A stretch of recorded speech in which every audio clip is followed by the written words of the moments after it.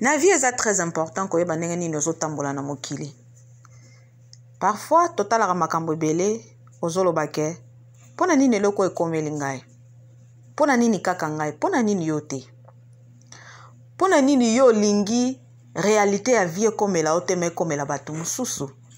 Ozomona te ke quelque part eza kozala motema mabe, eza égoïsme.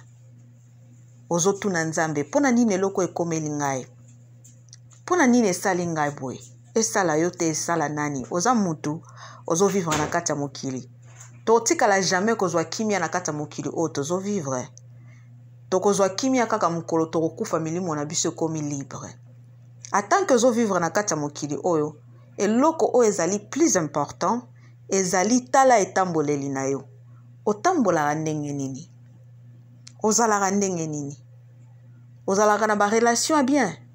Ozalaka na ba relation ya bien te. Yo olukaka kimia na batu, toza mutu olukaka ba problème na batu. C'est ça oyo eza très important. Biloko mosusu ekokomelo na vie eza ba conséquences ya ba mabe moko osala kala.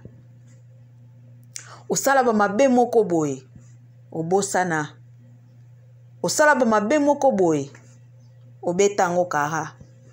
Mais lelo tango ba conséquences eyeli yo okomi koloba pona nini ngai? Yaya nyonso tosalaka na mokili tofuta yango ana se. Yango wana conseil ya lelo ezali tambola bien, luka kimia. Bongisa na bato oyo oza na chance ya komona bango ti lelo senga bango pardon. Soko blessa mutu moko quelque part, luka ye ndeko na ngai, mikitisa senga pardon. Tozo vivre na mokili ya pasi.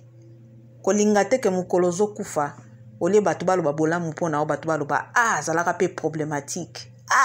Ye penza azalaka tongaka bato mingi. Akangama na bato nyonso binemi. Toza deja na mokili ya pasi. To luka kimia na bato nyonso.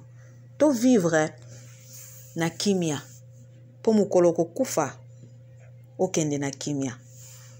Conseil ya lelo.